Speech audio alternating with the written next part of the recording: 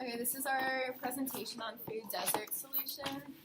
So our interactions through bacterial nitrification, nitrogen is converted from ammonia and fish waste, and then this fish waste is broken down by the heterotrophic bacteria and it releases nutrients into the water. And the optimal water pH level should remain approximately between 6 to 7, and the fish must receive a balanced diet in order to ensure the best results. Some of the factors from plant growth is the water needs to be at its best quality, the plant needs to receive some sunlight, and has to get enough nitrites and nitrites in the water. The water is the ideal medium for our ecosystem, as it allows nutrients to flow from the fish to the bacteria to the plants, which will stimulate growth. Furthermore, water is the ideal medium for our ecosystems, and as it allows nutrients to flow from the fish to the bacteria to the plants, which will stimulate growth. Furthermore, this removes the need to regularly water the plants as we would, allowing for a much more self-sustaining ecosystem. Okay, so this is our illustration based on our fish tank. So as you can see, we have an artificial light source right here, and then we took the PVC pipe and drilled holes into it to thread the mint plant's roots through it. Okay, so the fish in our aquaponic interacted with each other as well as abiotic factors. So some of these abiotic factors are they're non-living and physical and chemical elements. Some examples in our tank were the water, the artificial light source, CO2, temperature, pH, and nutrients. And the light in our aquaponic provided the plants with the ability to photosynthesize and produce both oxygen and glucose, so the goldfish could absorb it via the water to the Energy and nutrients is passed from fish to plant. The way how it works is when a fish eats food, it gets nutrients and energy. When the fish lets out its feces, it is dissolved in the water and then absorbed through the water into the plant's roots.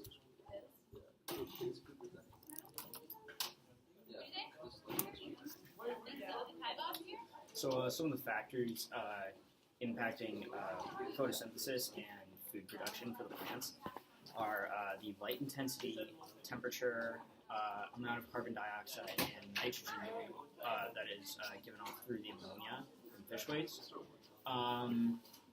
For the carbon dioxide, that is directly impacted by the number of fish we have in the tank. The more fish, the more carbon dioxide that will be produced from them through respiration. As far as temperature and light intensity go, those can both be manipulated by us regularly. Whatever environment we choose to put them in will decide the temperature essentially, and then since we're using artificial light, we can directly influence the amount of light intensity. The way macromolecules flow through our system are essentially as follows.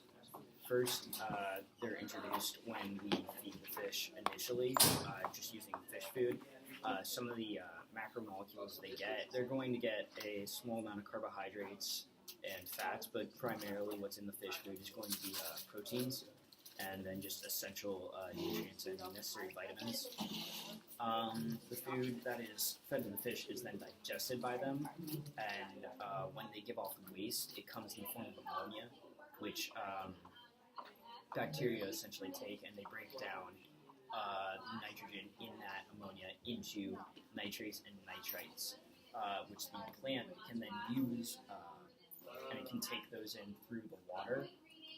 So when the plant takes in water, it also takes in nitrates and nitrites, which will stimulate plant growth and food production, which then at the end of the day, once that is made into food in the form of glucose, which humans can take in mint leaves, humans can end the cycle essentially by taking the energy from those and digesting it into mint leaves and getting carbohydrates.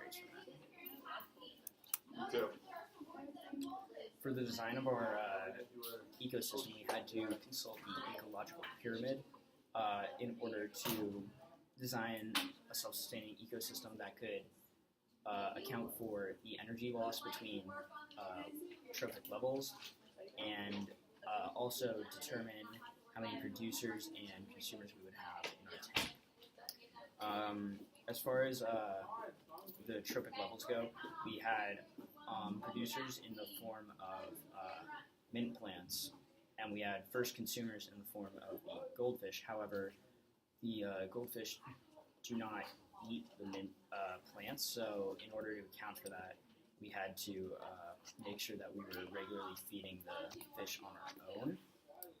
And then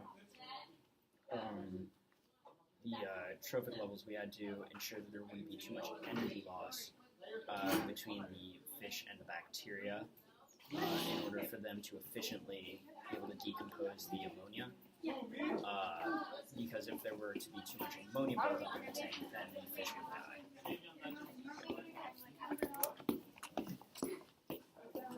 When plants are nutrient deficient, that means they're lacking nitrites and nitrates. You need to find a balance of plant to fish ratio so the cycle is stable and not too much ammonia builds up and killing the fish pretty much. So then there's a constant balanced cycle.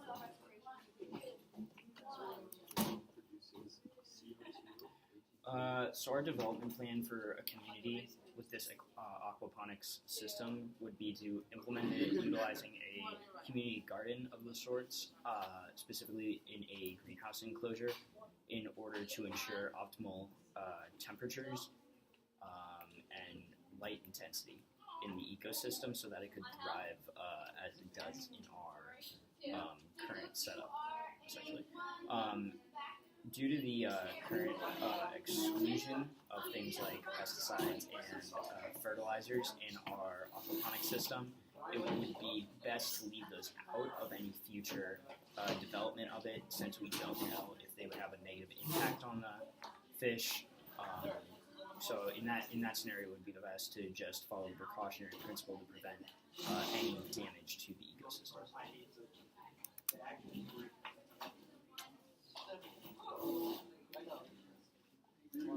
Having an aquaponic can improve the health. The way it does so is by providing fresh organic food that is not fertilized with pesticides. You can grow your fruits and veggies and raise fish for a balanced meal. Also, since you are growing and raising your own food, there will be less trips to the supermarket and less temptation to buy those less healthy sugary foods.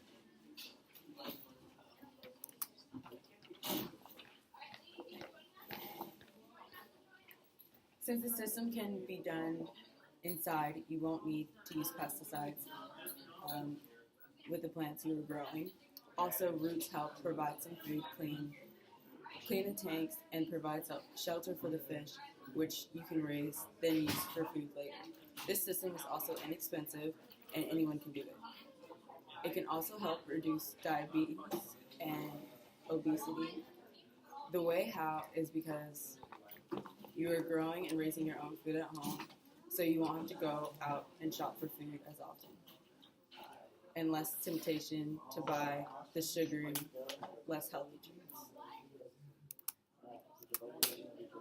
Our ecosystem didn't do so well overall. One of our fish died, which means the mortality rate was approximately 33%. 2 out of 6 of our plants grew, and the mortality rate was 33%, and the pH of the water was between 6 and 7. Our water was really acidic, although it is the ideal pH for small scale aquarium.